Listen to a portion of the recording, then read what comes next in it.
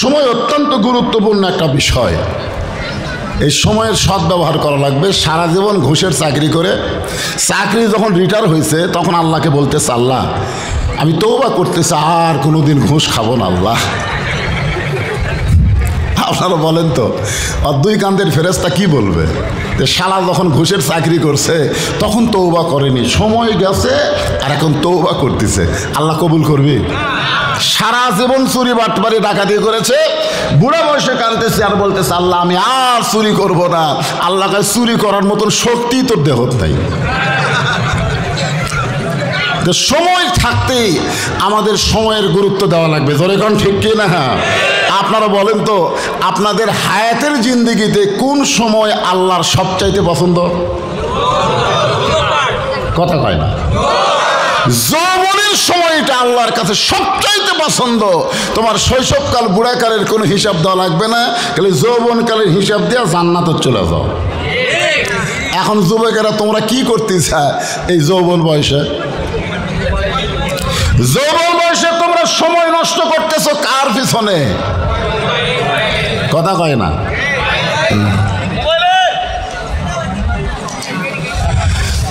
সময়ের শপথ আল্লাহ কেন করলেন? সময় অত্যন্ত গুরুত্বপূর্ণ একটা বিষয়। সময়ের শপথ করে আল্লাহ বললেন, ইন্নাল ইনসানা লাফি খুসর। তাফসির শুনতে গেলে তাফসির মানে কি বোঝা লাগবে। আমার এক নাতি আছে, নাম হলো আম্মার। আর চেহারা দেখলে সবাই বলে হুজুরি ছেলে না মেয়ে? খুব ছোট, কেবল 4 বছর বয়স। আমি বললাম আপনাকে কি মনে হয়? তে বলে হুজুর ঢপ চেহারা দেখলে তো মেয়ের মতোই লাগে। আমি বললাম তাহলে তাফসির করি। তাফসির করা মানে ন্যাংটা করা। তোর এখন কি করা? যেই কাপড় খুলছি হুজুর এটা না ছেলে। তা আজকে আমি আপনাদের সামনে তাফসির করব, মানে খোলা খুলি, আর সাধন কুমারও নাই আর হাসিনারও কোনো ধরপাকড় নাই। ধরে কোন কথা ঠিক? এতদিনে অ্যাঙ্গেলে যা মারছি ভাই, আজ কোনো অ্যাঙ্গেল হবি না, ডাইরেক্ট মার হবি। ধরে কোন কথা? 15.5 বছর ধরে আমি হক কথা কিন্তু বাদ দেইনি, কিন্তু ডাইরেক্ট না বলে অ্যাঙ্গেলে মার দিছি। ধরে কোন ঠিক কিনা? হ্যাঁ, কিন্তু আজকার অ্যাঙ্গেল আছে।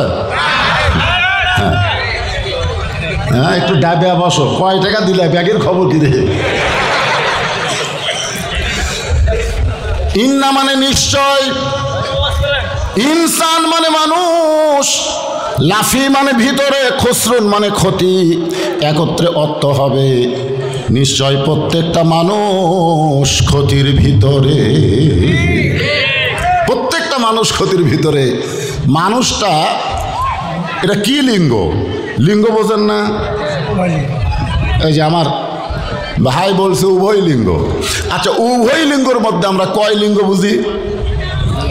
উভয় লিঙ্গর মধ্যে কিন্তু আমরা সাধারণত 2টা লিঙ্গ বুঝি। একটা হলো পুরুষ লিঙ্গ আর একটা হলো স্ত্রী লিঙ্গ। ধরে কোন ঠিক কিনা? তাহলে স্ত্রী পুরুষ, পুরুষ স্ত্রী, হিজরা কুটি। আপনার বলেন তো হিজরা কাকে বলা হয়? যারা বলে পলাবো না পলাবো না,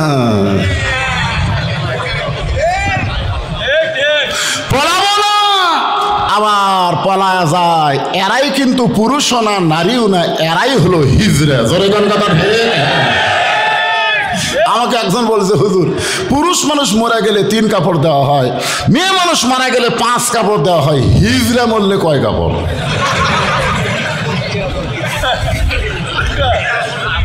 আমি আমার এলাকাত কোনো হিজরা মরা দেখিনি। আপনাকে এলাকাত কোনো হিজরা মরিছে? কথা কয় না একেবারে। নওগাঁ বাস স্ট্যান্ডে গেলে রাত্রেবেলা বহু হিজরা দেখা যায়। কিছুদিন আগে এক হিজরা আমারে সালাম করে 50 টাকা দিল। আমি বললাম মেয়ে মানুষ সালাম করলো, পরে দেখি মেয়াও না মরদ না, হিজরা। একটু মনোযোগ দিবেন, হিজরাও মানুষের মধ্যে পড়বে। সেই হিজরা মারা গেলে কয় কাপড় আমি আজকে আপনাদের কোরআন হাদিসের দলিল দিয়ে বলবো ইনশাআল্লাহ। তবে আসেন একটু মনোযোগ দিয়ে শোনেন। মানুষগুলো ক্ষতির মধ্যে, আল্লাহর যত সৃষ্টি আছে সবচাইতে উত্তম সৃষ্টির নাম হলো মানুষ। এই মানুষের সৃষ্টির কথা বলতে গিয়া আল্লাহ 4টা শপথ করেছে। জোরে বলেন কয়টা? 1 নম্বর শপথ হলো আত-তিন, 2 নম্বর হলো জাইতুন, 3 নম্বর তুরি সিনিন, 4 নম্বর শপথ হলো ওয়াহাজাল বালাদিল আমিন। এরপরে আল্লাহ বললেন লাকাদ খালাকনাল ইনসানা ফি আহসানি তাকবীর। আপনারা বলেন তো, কোনো মানুষ যখন শপথ করে যে আল্লাহ শপথ করে বলতেছি এবার দাঁড়ি পল্লাদ ভোট দেব, আমাদের আর কোনো বলার কিছু আছে? আমার শপথ যখন করছে তাহলে দিবেই। মানুষ মিথ্যা কথা বলে, এই জন্য মানুষের শপথ করা লাগে। আপনারা বলেন তো আল্লাহ কি মিথ্যা কথা কয়? কিন্তু আল্লাহ এখানে 4টা শপথ কেন করলেন? 4টা শপথ করে আল্লাহ বুঝাইলেন মানুষ কোনো তুইয়া মুইয়া সৃষ্টি না, মানুষ হচ্ছে আল্লাহর সবচাইতে পছন্দনীয় মহব্বতের ভালোবাসার সৃষ্টি। জোরে কোন কথা ঠিক কি না? এই জন্য সবাই আমার সঙ্গে বলবেন আদর করে, বলেন বলেন, আদর করে মানুষ আল্লাহ বানায়া কেমনে দিবেন ক্ষতির মধ্যে ফেলিয়া। লাফি খুসরুন। আমরা গজলে বললাম এত আদর করে আল্লাহ মানুষ তৈরি করছে, সেই মানুষ ক্ষতির মধ্যে পড়ুক, এটাকে আল্লাহ চায়? চায় না। আপনারা দেখবেন যেখানে আল্লাহ ইবাদতের কথা বলেছেন সেখানে বলেছেন অমা খালাকতুল জিন্না ওয়াল ইনসা ইল্লা লিয়াবুদুন। জিন এবং মানুষকে আমার ইবাদতের জন্যই সৃষ্টি করেছি। কিন্তু ক্ষতির কথা যখন বললেন তখন আল্লাহ জিনক বাদ দিলেন। এখানে আল্লাহর বলা দরকার ছিল ওই আয়াত অনুযায়ী যে ইন্নাল জিন্না ওয়াল ইনসানা লাফি খুসর, নিশ্চয় জিন এবং মানুষ ক্ষতির ভিতরে। কিন্তু ইবাদতের কথা বলার সময় আল্লাহ ফিল ইনসান বললেন, আর ক্ষতির কথা বলার সময় আল্লাহ জিনক মাইনাস করলেন। কারণ কি? কারণ হলো আল্লাহ মানুষকে এত ভালোবাসে, মানুষ ক্ষতির মধ্যে পড়ুক এটা আল্লাহ চায় না। যেরকম ছেলে ছাত্রা বাজারে দোকান দিছে, দুপুরবেলা যখন বাড়িতে গেছে বাপ বলতেছে তুই যে ব্যবসা করতেছিস তো লাভ হবে। ছেলে রাগ করে বলে আব্বা লাভের জন্যই ব্যবসা করছি, লাভ হবে না কেন? বাপ বলতেছে চিন্তা হয় বাকি খায় খায় সব যদি শেষ করে দেয়। আপনারা বলেন তো ছেলের লাভের কথা চিন্তা না করে বাবা কিন্তু ক্ষতির দিকে খেয়াল করতেছে, কারণ ছেলেকে অত্যন্ত ভালোবাসে। বর্তমান ফেরাউনের যুগে ব্যবসা করা খুবই কঠিন। জোরে খান কথা ঠিক কিনা? এমন কসম করি ভাই 2 দিন পরে টাকা দেবো, ভাই দে ভাই দে ভাই। পরে দেখবেন বাকি নেওয়ার পরে উনি রাস্তায় বাদ দিছে। ওই তো আপনার খরিদ্দারি নাই, বরং ও রাস্তা বাদ দিয়ে আর এক রাস্তা দিয়ে হাঁটে। এই সময়ে তুমি ব্যবসা করতেছো, তুমি কি লাভ করতে পারবে? বরং ক্ষতির মধ্যে পড়ে যাবে। আল্লাহ তার মানুষকে এত ভালোবাসে যার কারণে ক্ষতির কথা বলে আল্লাহ বলতেছেন ইল্লাল্লাযীনা আমানু ওয়া আমিলুস সালিহাতি ওয়া তাওয়াসাউ বিল হক ওয়া তাওয়াসাউ বিস সবর। ক্ষতির মধ্যে তোমরা পড়বা না যদি তোমরা 4টার মধ্যে থাকো। জোরে কোন কয়টা? আরো জোরে, জোরসে বলুন। এই 4টার ভিতরে 1 নম্বর হলো ঈমান। ঈমান যদি না থাকে তুমি যতই নামাজ পড়ো, যতই রোজা করো, যতই জিকির করো, একটাও আল্লাহর দরবারে কবুল হবে না। এখন আপনারা বলেন তো বাংলাদেশের মুসলমানের ঈমানের খবর কি? 5ই আগস্টের আগে আমার এলাকার কি ইমাম সাহেব মোনাজাত করতেছে রব্বানা আতিনা ফিদ দুনিয়া হাসিনা, হাসানার জাগাত হাসিনা। মুসল্লিরা তো আরবি বোঝে না, কেউ ধরে ধরা পারে নাই। একজন হাফিজ সাহেব বলতেছে হুজুর মনে হয় হাসানা হবে।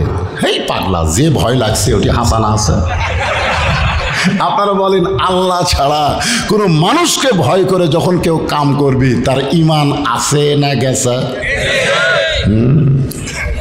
15.5 বছর আমার এই ঈমান কোথায় ছিল ভাইরে? খুব খেয়াল করবেন। ইন্নাল্লাযীনা ক্বালু রাব্বুনাল্লাহ ইস্তাকামু তাতানাজ্জালু আলাইহিমুল মালাইকা আল্লা তাখাফু ওয়া লা তাহজানু ওয়া আবশিরু বিল জান্নাতিল্লাতী কুনতুম তুআদুন।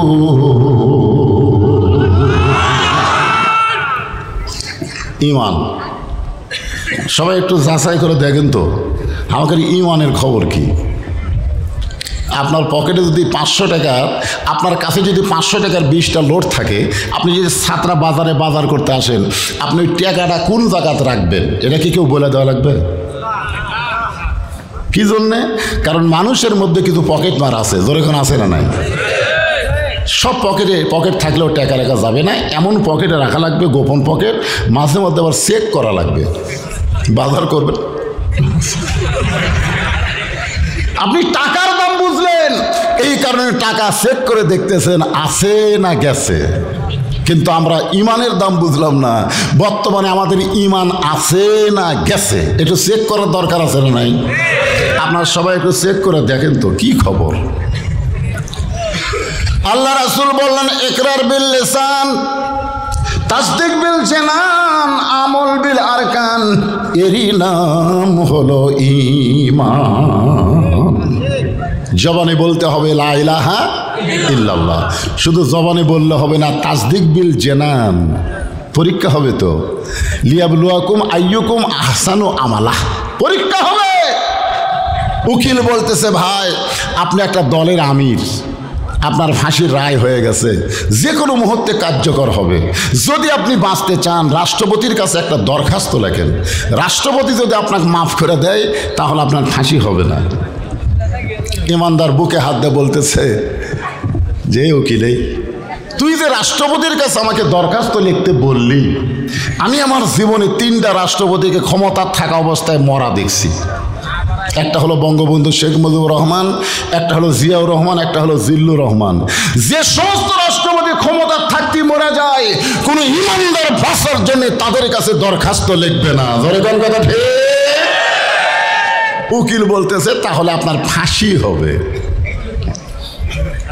ইমানদার কি কানবি নাকি? উকিল বলতেছে গোয়ারকির কারণে আপনার ফাঁসি কার্যকর হবে। ইমানদার মুসকে মুসকে হাসার বলে আমার ফাঁসি হবে কিন্তু আমার মৃত্যু হবে না। কিছুদিন আগে আমার গ্রাম সম্পর্কে চাচাতো ভাই, আর একটা বেটা হচ্ছে, আমাকে বলতেছে হুজুর আমার তো একটা বেটা হলো, কি নাম রাখবো? আমি বললাম আবু সাইদ। যে বলছে আবু সাইদ, ওকে খুবই সুন্দর নাম হুজুর, আমার তো খেয়ালই ছিল না। বর্তমান ফ্যাসিস্ট সরকারকে উৎখাত করতে গিয়া আবু সাইদই প্রথম জীবন দিয়েছে। জোরেখান কথা ঠিক কিনা? গত সপ্তাহে আমার খালাতো বোনের একটা মেয়ে হচ্ছে, ওর মা আমারে মোবাইল করে বলতেছে বাবা তোমার বোনের তো একটা মেয়ে হলো, কি নাম রাখবো? আমি বললাম হাসিনা। সেই গোছে হাসিনা, ওরে বাবা রে। খালা আমার উপর এইরকম একটা জঘন্য নাম বললি কেন? বর্তমানে কোন মেয়ের নাম হাসিনা তো দূরের কথা, 100 বছর কোন মেয়েদের নাম হাসিনা রাখবে না। জনগণ কথার কথা বলেন না,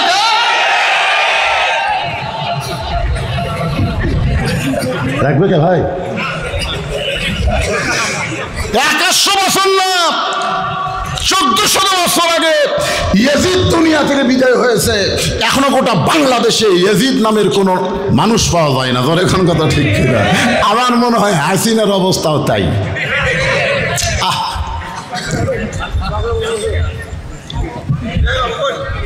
এখানে কি গল্প হয় রে?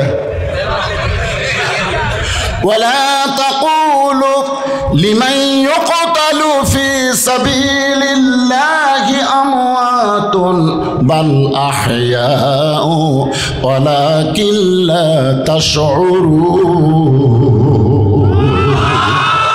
রে ইমানদারেরা শোনো, আল্লাহ রাস্তায় যাদেরকে ফাঁসি দেওয়া হয়, আল্লাহ রাস্তায় যাদেরকে হত্যা করা হয়, তোমরা তাদেরকে মৃত্যু বলো না, আমি আল্লাহ বলতেছি তারা জীবিত।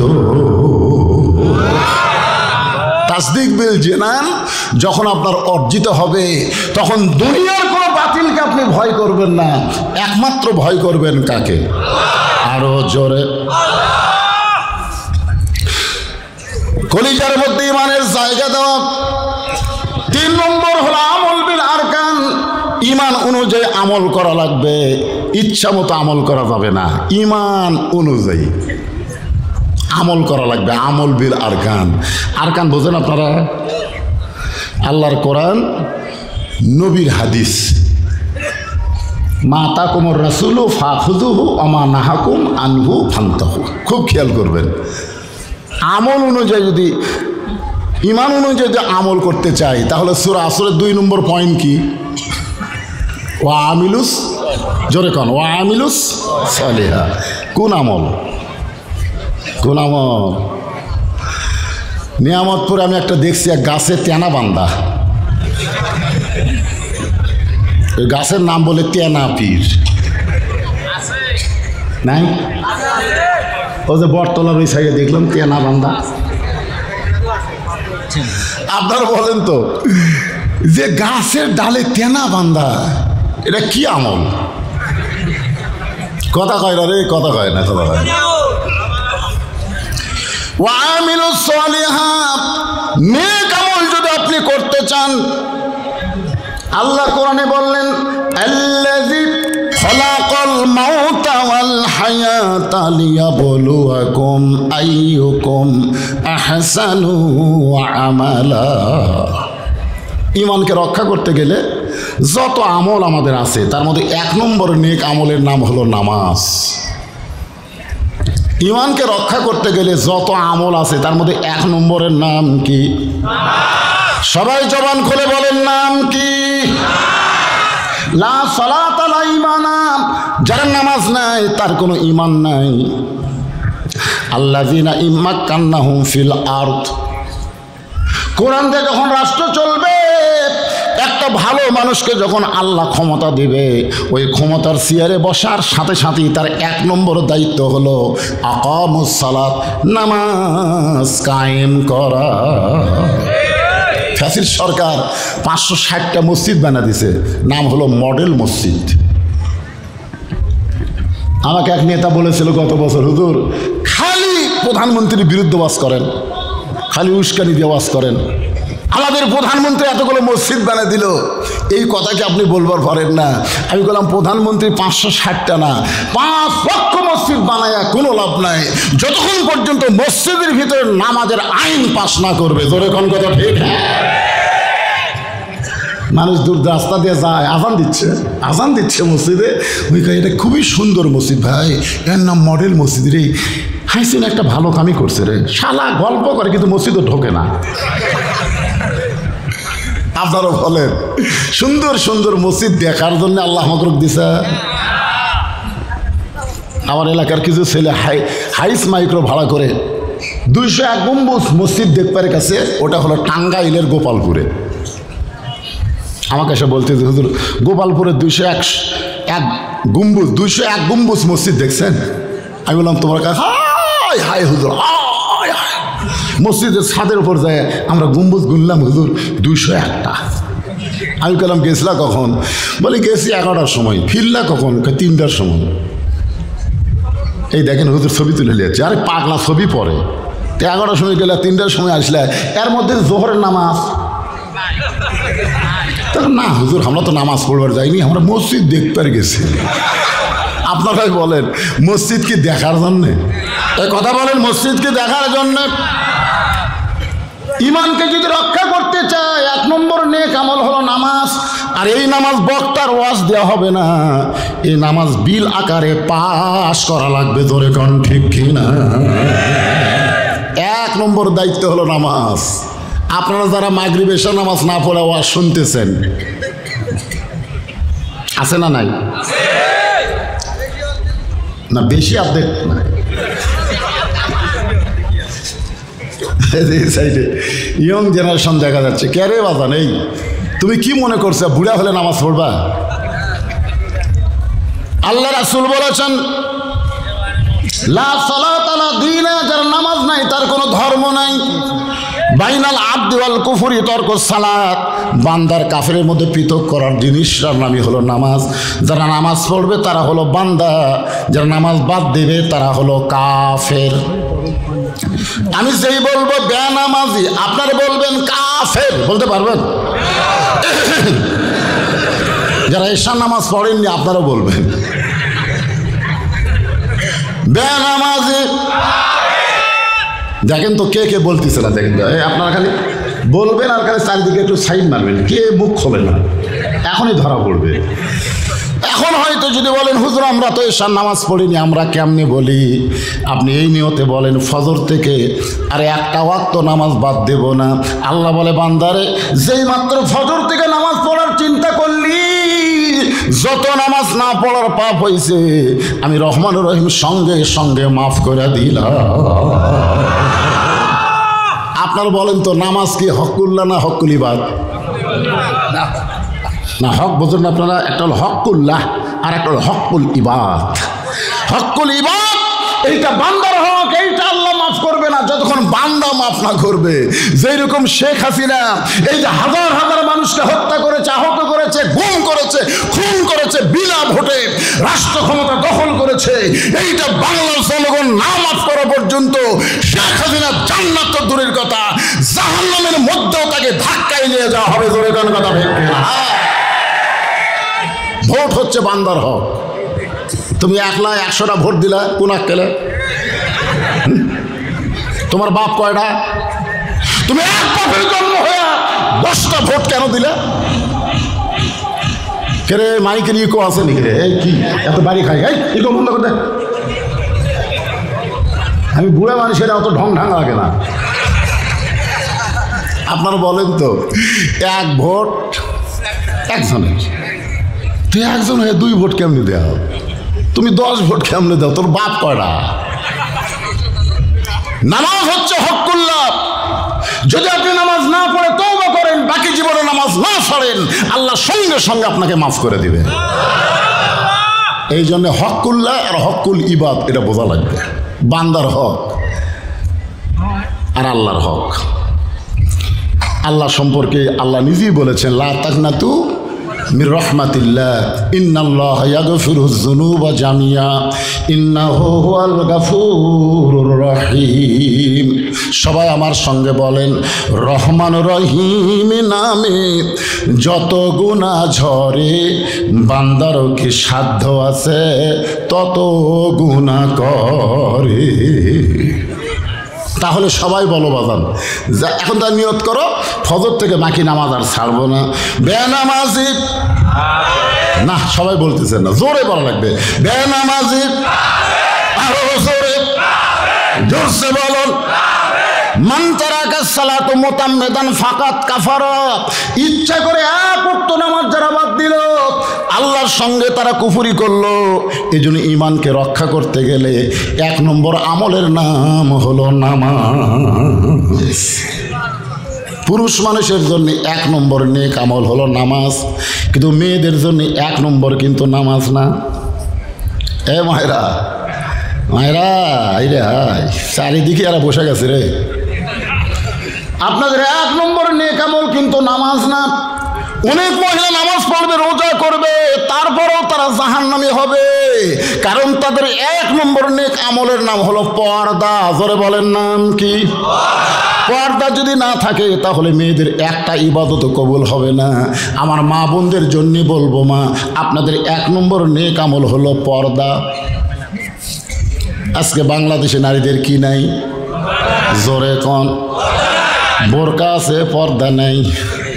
আপনারা বলুন হুজুর, বোরকা আছে পর্দা নাই, তার মানে কি? ডিজাইন। আমার ভাই বলতেছে বলে ডিজাইন। আমার মায়েরা মনোযোগ দিয়ে শুনবেন। ওয়াকারনা ফি বুয়ুতিকুন্না ওয়ালা তাবাররুজনা তাবাররুজাল জাহিলিয়াতিল উলা। রে মেয়েরা, তোমরা ঘরের ভিতর থাকো, তোমরা ঘরের বাহির হতে পারবা না। কোনো প্রয়োজনে যদি ঘরের বাহির হবার চাও তাহলে হেজাব নিয়ে পর্দা নিয়ে তোমাদের বের হতে হবে। ওই জাহেলি যুগের মেয়েদের মতন সাজগোজ করে বের হওয়ার কোনো পারমিশন মুমিনা নারীর নাই। আজকে মেয়েরা যদি পর্দার ভিতরে থাকে, পর্দা নিশি হয়ে যায়, আমাদের ছেলেগুলো আপনা আপনি ভালো হয়ে যাবে। আজকের যুবকেরা নষ্ট হওয়ার পিছনে একটাই কারণ, মেয়েরা বেপর্দা। যেরকম মেয়েরা কি, এই যে ছেলেরা অলি গলি ঘুরতেছে, আমার শরীর খারাপ, ডাক্তার কাছে হুজুর দেশি মুরগির ডিম পেলে সকালবেলা সিদ্ধ করে খাবেন। আমি ফজরের নামাজ পড়ে হাঁটতে হাঁটতে পাড়ার পশ্চিম পাড়ায় গেছি, দেশি মুরগির ডিম খুঁজবেন। তা যা দিয়ে কিছু ছেলে ঘুরতেছে, আমাকে দেখে বলে হুজুর আপনি কী জন্যে ঘুরতেছেন, আলেম মানুষ সকালবেলা? আমি বললাম বাজান দেশি মুরগির ডিম খুঁজতেছি, তোমাকে খবর কি? আমরাও ঘুরতেছি হুজুর, আমরাও ঘুরতেছি। তো তোমরা কি ডিম খোঁজো? কয় না হুজুর আমরা ডিম খুঁজি না, এ পাড়াত মাল আছে। যেরকম কি আছে? মাল আছে। কয়েকটা বেপর্দা নারী, কয়েকটা বেপর্দা মেয়ে, ওরা আজকে মাল হয়ে গেছে, আর আমাকে যুবকেরা টাইল হয়ে গেছে। যেরকম কি হয়ে গেছে? টাইল হয়ে সকালবেলা ঘুরতেছে। আমার মায়েদেরকে বলবো, মা মেয়েদের আমল সম্পর্কে আল্লাহ রাসূল বলেছেন, রে মেয়েরা তোমরা 4টা আমল করলে 8টা জান্নাত আল্লাহ তোমাদেরকে দিয়ে দিবে। 1 নম্বর আমল হচ্ছে তোমরা নামাজ পড়বে, রোজা করবে, স্বামীর কথা মতো চলবে, আর সতীত্বের হেফাজত পর্দা করবা। ফাতেমা বললেন, বাবা এই 4টা আমলের মধ্যে সবচাইতে গুরুত্বপূর্ণ আমল কোনটা? আল্লাহর নবী বললেন, ফাতেমা এই 4টা আমলের মধ্যে সবচাইতে গুরুত্বপূর্ণ আমল হলো পর্দা। কারণ নামাজ 24 ঘন্টার মধ্যে সব সময় পড়া লাগবে না। 5 বার নামাজ পড়লেই নামাজের হক আদায় হয়ে যাবে। রমজান মাসে রোজা করলে রোজার হক আদায় হবে। স্বামী যখন কাছে থাকবে স্বামীর কথা মতো চলবে, স্বামীর খেদমত করবা। কিন্তু ফাতেমা এই পর্দাটা সব সময় তোমাকে আদায় করা লাগবে। 24 ঘন্টায় মেয়েদেরকে পর্দার ভিতরে থাকা লাগবে। জোরে বলেন ঠিক কি না? ও ফাতেমা এই পর্দাটা অত্যন্ত গুরুত্বপূর্ণ। মা নবীর সামনে ফাতেমা মাথায় ওড়না দিয়ে বললেন, বাবা আজ থেকে আমি পর্দা নিশি হয়ে গেলাম। কতগুলো মেয়ে মানুষ বুঝলেন? আমার মায়েরা যখন আছে ওদের জন্য কিছু ওয়াজ করা লাগবে, ঠিক না? কারণ বাংলাদেশের সব বক্তারা মেয়েদের ওয়াজ করে না। আইসা করে হ্যাঁ কয়ে মেয়েরা যে বসে আছে, আমি আজকে কী জন্য বুঝলাম এই দিক দিয়ে অনেক ঘুরে আসা লাগবে, তা আমাকে মেয়েদের মধ্যে দিয়ে নিয়ে আসলো। তা আমি তো ঘোমটা দেওয়ার মতন নিচের দিকে তাকে চলে আসলাম। তারপরও 3-4 জন মেয়ে মানুষ আমার সালাম দিছে, আমি উত্তর দেইনি। মেয়ে মানুষেরা সালাম দিলে উত্তর দেওয়া যাবে কিনা সেটাও বলবো, অসুবিধা নেই। কতগুলো মেয়ে মানুষ নবীর মেয়ে ফাতেমাকে পর্দা সম্পর্কে জানার জন্যে বাড়ির দিকে রওনা দিলেন। খুব খেয়াল করবেন, কতগুলো মেয়ে মানুষ ফাতেমার বাড়ির দিকে যাচ্ছেন। কারণ ফাতেমার সম্পর্কে আপনারা প্রতি জুমার সানি খুতবায় শোনেন। ইমাম সাহেব কিন্তু আপনাদের বলেন সাইদাতুন নিসাই আহলেল জান্নাহ ফাতেমাতুজ। শোনেন না আপনারা? শোনেন না? আপনারা কি কোনোদিন ইমাম সাহেবকে বলছেন হুজুর এই যে আপনি আরবি করলেন সাইদাতুন নিসাই আহলেল জান্নাহ ফাতেমাতুজ জহুরা, এই জহুরা মানে কি হুজুর? কোনোদিন কি আপনার ইমামকে কষেন? কননি। মানে আপনারা আরবি শোনেন, বুঝবারই পারেন না হুজুর কি করলো। একটু মনোযোগ দিয়ে শুনবেন। আজকে যদি আমাদের বাড়ির মেয়েরা ভালো হয়ে যায়, ওই মেয়েদের পেট থেকে আগামীতে যে সন্তান আসবে, এই সন্তানগুলো সব ইসলামী আন্দোলনের কর্মী হয়ে যাবে। কারণ মা যদি ভালো হয়, পেটের বাচ্চা আল্লাহর ওলি হয়। আমাকে এগুলো তো সব ঘাড় কাটে। কি মনে করতেছেন? ভবিষ্যৎ আমরা ভালো সন্তান চাই কি চাই না? যেরকম চাই কি চাই না? এই জন্য একটু মনোযোগ দিয়ে শুনবেন। কতগুলো মেয়ে মানুষ দরজায় দাঁড়িয়ে আছে, ফাতেমার সঙ্গে দেখা করে পর্দা সম্পর্কে জানবে, কিন্তু বাড়ির দরজা বন্ধ। এখন দরজা বন্ধ দেখে মেয়েরা দরজার সামনে দাঁড়িয়ে আস, কি করবে? এমন সময় থেকে ছোট্ট একটা বাচ্চা দৌড়াদৌড়ি করতেছে। মেয়েদের মধ্যে একজন ডাক দেয়, বলে বাবা তোমার নাম কি? বলে আমার নাম হলো হুসাইন ইবনে আলী। আমরা কিন্তু মায়ের পরিচয় দিই না, আমরা পরিচয় দিই কার? আমার নাম কি? কয় হুসাইন ইবনে আলী। কার বেটা? আমি যখন 91 সালে বিয়ে করে বাড়িতে আসলাম, আমার মা আমাকে বলল, কে বাজান বিয়ে কিভাবে হলো? আমি কইলাম, জিজ্ঞাসা করলো তোমার নাম কি, তোমার বাপের নাম কি? তা আমার নাম লেখা দিলাম, বাবার নামও লিখে দিলাম, বিয়ে হয়ে গেল। তো মা বলল আমার নাম। আমি বললাম, মা আপনার নাম তো শুনবারও চাইনি, আমিও বলিনি। মা ঘরের মধ্যে যায়, তোর বাপ তোর জন্য কি করছে রে? তোর বাপের নামে বিয়ে হয়, আমার নাম বাদ গেল কেন? বাবা আনন্দে মাতিয়া সাগরে ভাসাইয়া সেই যে চইলা যায় খবর লয় না, মাজন ধরিয়া উদরে কতই কষ্ট করে, 10 মাস পরে পেল প্রসবের বেদনা, এমন দরদি ভবে কেউ হবে না আমার মা গো। ওয়াসাইনাল ইনসানা বিওয়ালিদাইহি ইহসানান হামালাতুহু উম্মুহু। উম্মুহু শব্দের অর্থ কি? মা। একটু মনোযোগ দিয়ে শুনবেন। হুসাইন বলতেছে, আমি হলাম আলীর বেটা হুসাইন। মেয়েরা বুঝতে পারলো যার বাবার নাম আলী তার মায়ের নাম কি? এটাকে আর বলা লাগবে নাকি? যার বাবার নাম আলী তার মায়ের নাম কি? বলে বাবা আমরা তোমার মায়ের সঙ্গে একটু দেখা করবার চাই। হোসেন বলতেছে আপনাদের কোনো টেনশন নাই, আমি যাচ্ছি মায়ের কাছে। যেই বলছে তোমার মায়ের সঙ্গে একটু দেখা করবার চাই, তুমি তোমার মায়ের কাছে গিয়ে আমাদের জন্য একটু দরজা খোলার ব্যবস্থা করো। হোসেন এ কথা বলতেছে আপনাদের কোনো টেনশন নাই, আমি যাচ্ছি। এই যাচ্ছি বলে মা কিন্তু সাধারণ কোনো ঘরে না, ফাতেমা থাকতো অন্দরমহলে। মেয়েদের জন্য একটা মহল থাকবে, যে মহলের নাম হলো অন্দরমহল। জোরে বলেন কি মহল? যেই মহলে পাইকারি হারে পরপুরুষ ঢুকতে পারবে না। ইমাম গাজ্জালি বললেন অন্দরমহল মানে কবর। ছাত্ররা বলে হুজুর অন্দরমহল মানে কবর, বুঝাই দেন। বললেন একটা মেয়ে মানুষ মারা গেলে মেয়ের লাশ ধরে যারা কবরে নামাবার পারবে না তারা অন্দরমহলে ঢুকতে পারবে না। আপনারা বলেন তো কোনো মেয়ে মানুষ মারা গেলে কারা কারা মেয়ের লাশ ধরে কবরে নামাবার পারে? কোন?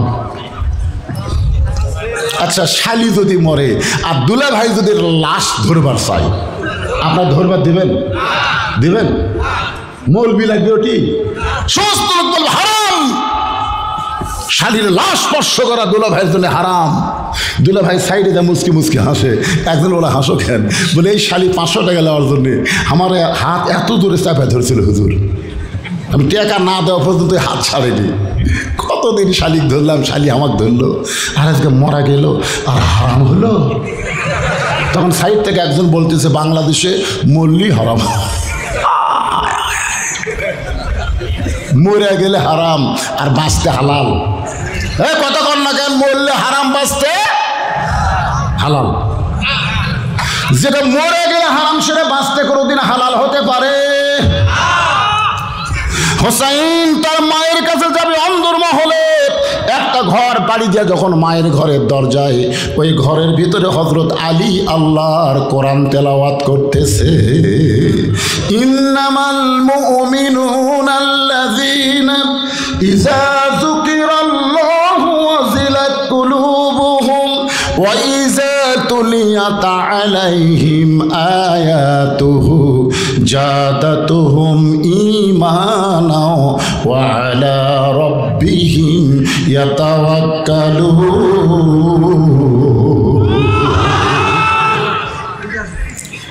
হযরত আলী কি করতেছে?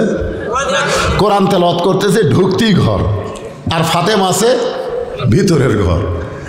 হযরত আলী কোরআন তেলাওয়াত করতেছে আর হোসাইন বাইরে থেকে দৌড়ে এসে মায়ের ঘরের দরজা, সঙ্গে সঙ্গে হযরত আলী কোরআন তেলাওয়াত বন্ধ করে এই হোসাইন বাইরে খেলাধুলা করা বাদ দিয়ে মায়ের ঘরের দরজা কেন?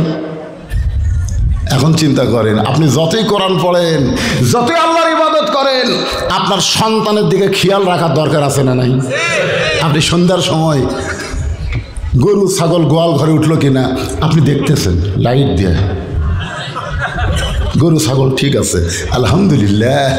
আপনার বউ দেখতেছে হাঁস মুরগি ঘরাত উঠলো কিনা, কিন্তু আপনার আড়ে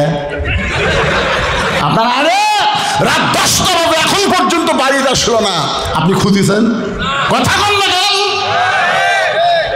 আপনি হাঁস মুরগি খুঁজবার পারেন, আপনি গরু ছাগল দেখবার পারেন, কিন্তু আপনার ছেলে মেয়েকে আপনি খেয়াল করবেন না। স্কিন প্যান্ট পরে সকালে বের হয়ে গেছে, সন্ধ্যার সময় বাড়িতে আসলো, আপনি বাবা হিসাবে বলা দরকার ছিল এইটা পরে সকালে গেলি সন্ধ্যায় বাড়িতে আসলি, তুই কি পেশাব করিস নি? করছি তো আব্বা। কেমনি করলি? বলে আব্বা এইটা পরে তো বসা যায় না, খাড়ায় পেশাব করছি। এখন আপনার বলেন দাঁড়ায় পেশাব করা মানুষের চরিত্র না জানোয়ারের চরিত্র? তাহলে আপনার ছেলে কি মানুষ না জানোয়ার? এই জানোয়ার, পেশাব করে তুই পানি লিছিস, আর পেশাব করে পানি নিলেও লাভ নাই, কারণ খাড়ায় পেশাব করলে পেশাব তো নিংড়ে না। পানি খরচ করে যেই ভিতরে মাল ঢুকাছেন টপ টপ করে পড়ে ওই এলাকা শেষ। এখন ওই এলাকায় এমন ভাবে জাম পয়দা হলো, জীবাণু পয়দা হলো, আপনার ছেলে বিয়ার পরে বউ ভাত খাবি? আপনি তো সেই রকম পরিমণি দেখে বিয়ে করাচ্ছেন, কিন্তু আপনার ছেলের মালটা দেখছেন? মেয়েটার ভাত খাবে কিনা খেয়াল করে দেখছেন আপনি? আপনার মেয়ের দিকে আপনি খেয়াল করবেন, ছেলের দিকে খেয়াল করবেন। কু আনফুসাকুম ওয়া আহলিকুম নার, জাহান্নামের আগুন থেকে যদি বাঁচতে চাও, তুমি বাবা একলা বাঁচলে হবে না, তোমার আওলাদকে নিয়ে বাঁচতে হবে। তোরে কোন কথা ঠিক কি না? দেখেন কোরআন শরীফ পড়তেছে, তারপরেও কেরে হোসাইন এই বেড়া খেলাধুলা করতেছিলি, খেলাধুলা বাদ দেয়া তোর মায়ের ঘরের দরজা। বলে আব্বু কতগুলো মেয়ে মানুষ আমার মায়ের সঙ্গে দেখা করবার চাই, তা আমার মা মেয়েদের সঙ্গে দেখা করবে কিনা এটা জানার জন্য আমি মায়ের কাছে যাচ্ছি। হয়তো আলী বললেন তোমার বয়স কত? হোসেন বলতেছে আমার বয়স তো আপনি ভালো জানেন, জানি বলেই তো তোর থামাছি,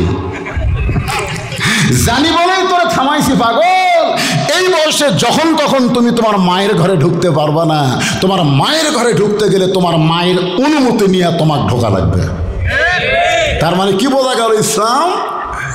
যে তুমি যখন ছেলে বড় হবে যখন তখন মায়ের ঘরে ঢুকতে পারবা না, তুমি যখন মেয়ে বড় হবে যখন তখন বাবা হইয়াও মেয়ের ঘরে ঢুকতে পারবা না। আমাকে আল্লাহ 3টা মেয়ে দিছে, আমি 9 বছর প্রত্যেক মেয়েকে 3 বছর করে আমার বুকের উপর আমি ঘুম পাড়াইছি।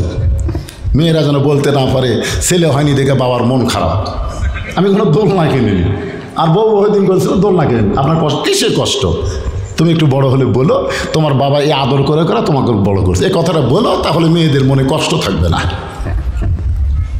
এখন সে মেয়েরা যখন টাকা চায় মায়ের কাছে যায়, মা টাকা লাগবে। আমি ঘরের মধ্যে থেকে শুনি কে রে টাকা লাগবে, মায়ের কাছে চাই। ওর মায়ের কি ওর বাপের বাড়ির থেকে এনে দিবি?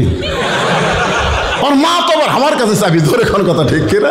আমি একদিন রাগ করে মায়ের কাছে চাস কেন, আমার কাছে আসতে পারিস না?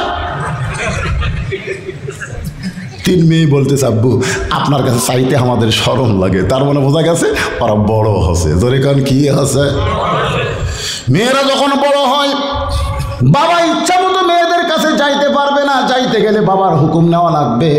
আবার ছেলে যখন বড় হয় মায়ের কাছে ইচ্ছা মতো যাইতে পারবে না, যাইতে গেলে মায়ের হুকুম লাগবে। হোসাইন তোমার বয়স হলো এখন 4 বছর। আল্লাহ নবী বলেছেন 2 বছর বয়স পর্যন্ত সন্তান যদি তোমার ঘরের মধ্যে থাকে, চেতন থাকলেও তুমি স্বামী স্ত্রী মহব্বত করতে পারবা, কারণ সন্তান দেখতে পারবে কিন্তু বুঝবার পারবে না।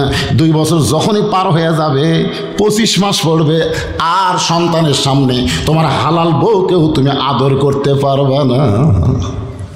25 মাস ছেলের বয়স, মন চাচ্ছে আগে দেখা লাগবে চেতন আছে না ঘুম আছে। এখনকার ছেলে মেয়েরা আবার চেতন থাকাও ঘুমের ভান করে বলে ঠিক না? এই জন্যই এক কথা আর দাদির কাছে দিয়ে আসবেন, না হয় 10টা চকলেট কেন দিবেন যে ওই ঘরে যা খা। মন চাইলেই পারবেন না। নিজের 2 বছরের বেশি সন্তানের সামনে হালাল বউকে যদি আমি আদর করতে না পারি, রাস্তাঘাট পথে, রমনা পার্কে, এমনকি ওই যে আপনাকে জলিল পার্কে যে হারে খোলা ময়দানে কাম সারতেছে, আপনার বলেন তো আল্লাহর কোরআনের আইন যখন চালু হবে এইগুলো চলতে পারবে? পর্দার আইন আল্লাহ চালু করে দিবেন, আল্লাহর কোরআনের পর্দার আইন তখন বাংলাদেশে চালু হবে। আলী বলতেছেন, হোসাইন এখন তোমার বয়স হলো 4 বছর, যখন তখন তোমার মায়ের ঘরে ঢুকতে পারবা না, তোমার মায়ের ঘরে ঢুকতে তোমার অনুমতি লাগবে, বরং আমার কাছে চলে আসো। বাবা যেই দেখছে হোসাইনকে, হোসাইন হযরত আলীর কাছে যেই মাত্র আইছে, হযরত আলী সঙ্গে সঙ্গে আল্লাহর কোরআন হোসাইনের দিকে দেখে বললেন, বাজান কোরআনটা ধরো। হযরত আলী বলতেছেন কোরআনটা ধরো, হোসাইন বলতেছে দেন। যেই বলছে দেন, হযরত আলী চোখ দিয়ে পানি পড়তেছে। প্রথম সেজদা 3 বার সুবহান রাব্বিল আলা, পরের সেজদায় 100 বার সুবহান রাব্বিল আলা হয়, কিন্তু নবী মাথা তোলে না। প্রথম রাকাতের দ্বিতীয় সেজদা এত লম্বা হলো, দ্বিতীয় রাকাত, তৃতীয় রাকাত, চতুর্থ রাকাত শেষ করে নবী যখন সালাম ফিরালেন, ওমর ফারুক বললেন, হুজুর প্রথম সেজদা তো ঠিকই ছিল, কিন্তু দ্বিতীয় সেজদা এত লম্বা। আল্লাহ রাসূল বললেন, আমি যখন দ্বিতীয় সেজদাত গেলাম তখন দুই পবিত্র আমার পিঠের উপর চড়েছে, দুই পবিত্র আমার পিঠের উপর চড়ে বসেছে। আমি নামাজ পড়া অবস্থায় ওদেরকে পিঠ থেকে নামাবার চাই, কিন্তু নামাজের মালিক আল্লাহ বলে, হাবিব আপনার হাসান হোসেন যতক্ষণ পিঠে থাকবে আপনি নামাজ ত্যাগ করে ওদের নামাবেন না। জোরে কোন সুবহানাল্লাহ। এখন চিন্তা করেন, যেই মাত্র হযরত আলী বলেছেন ধরো, সঙ্গে সঙ্গে হোসেন বলতেছে দেন। হযরত আলী হোসেনের হাতে আল্লাহর কোরআন দিয়া এবার বিবির ঘরে দরজায়। আপনারা বলেন তো, ছোট বাচ্চার হাতে যদি আপনি কোরআন দিবার পারেন, ওই বাচ্চার দ্বারা কোনো অন্যায় অপকর্ম হতে পারে? আজকে ছোট বাচ্চার হাতে আপনি কি দিচ্ছেন? আগডুম বাগডুম ঘোড়াডুম সাজে কি? যেদিন আল্লাহর কোরআন দিয়ে বাংলাদেশ চলবে, সমস্ত প্রাইমারিকে কবর দিয়া ওই প্রাইমারিকে কোরআনের মাদ্রাসা তৈরি করা হবে। আইরে আই টিয়ে লাই ভরা দিয়ে না লাগাল বোয়াল মাছে, তাই না দেখে ভোদন নাচা।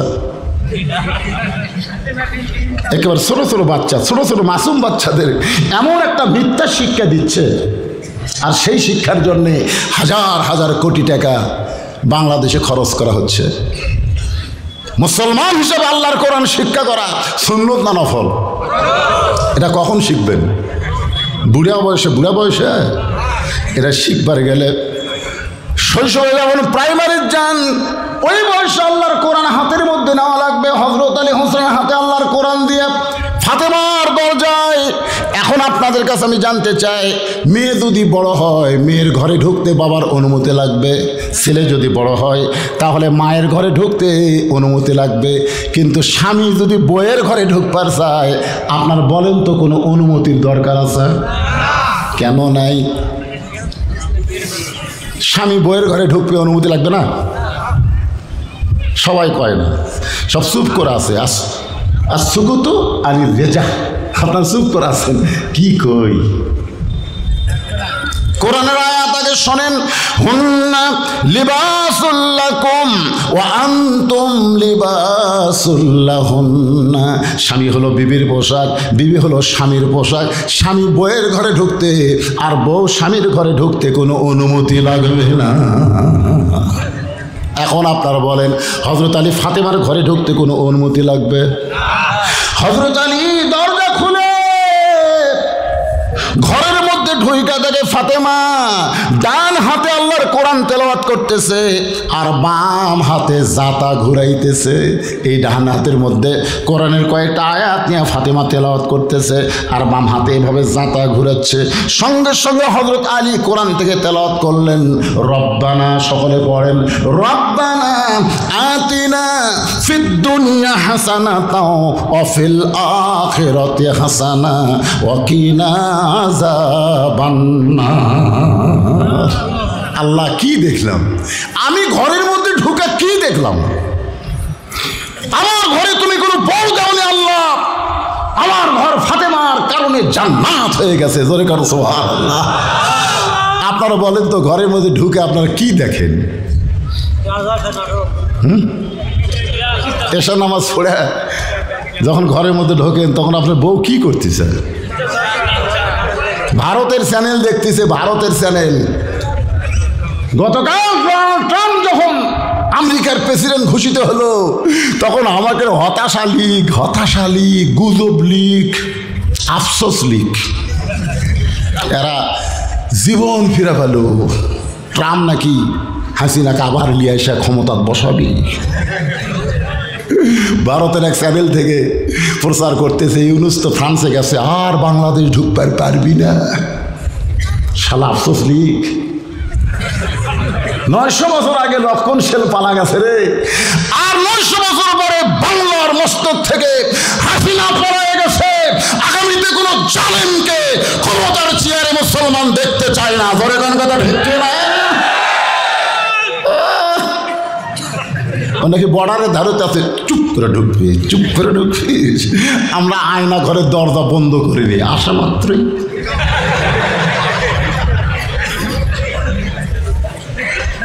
আসনের একটা এমপিও নেই, সব শালা পলে গেছে। আর এই শালা কাঁকড়া খাওয়া নেতারা, পাইনসারা, চামচারা, এর কে যা মশান মাঝে মধ্যে ফেসবুক গরম করে। আসিতেছে কে? আসিতেছে একটু মনোযোগ দিয়ে শুনবেন। ঘরের মধ্যে ঢুইকা দেখে ডান হাতে আল্লাহর কোরআন আর বাম হাতে জাতা ঘুরাইতেছে। এই দৃশ্য দেখার পরে হযরত আলীর চোখ দিয়ে দর দর করে পানি পড়তেছে, জবান ফসকে বের হয়ে গেছে। রব্বানা আতিনা ফিদ দুনিয়া হাসানাতাও ওয়া ফিল আখিরাতি হাসানা ওয়া কিনা আযাবান নার। সঙ্গে সঙ্গে ফাতেমা কোরআন তেলাওয়াত বন্ধ, জাতা ঘুরানো বন্ধ করেছে। কোরআন তেলাওয়াত বন্ধ, জাতা ঘুরান বন্ধ। এক দৌড়ে স্বামীর সামনে এসে বুড়া আঙ্গুলে ভর দিয়া কপালে একটা চুমা খায়। সুবহানাল্লাহ কবেন না? ফাতেমা কোরআন তেলাওয়াত বন্ধ করছে, জাতা ঘুরানো বন্ধ করছে। দৌড়ে এসে বুড়া আঙ্গুলে ভর দেয়, স্বামীর কপালে একটা চুমা খায়। স্বামী বলতেছে, ফাতেমা তুমি না কোরআন তেলাওয়াত করতেছে, তুমি না জাতা ঘুরাচ্ছা। ফাতেমা বলতেছে, স্বামী যখন কাছে আসবে তখন বইয়ের সমস্ত কাজ কাম হারাম হবে। একটা মাত্র কাজ, স্বামীকে খুশি করা। কথা কয় না, একটাও তো খুশি না। বইয়ের ওপর কেউ খুশি আছেন আপনারা? স্বামী ঘরের মধ্যে আসলে বইয়ের 1 নম্বর কাজ কি? জোরে করে 1 নম্বর কাজ কি? আমার মা বোনদের জন্য বলতেছি, মা,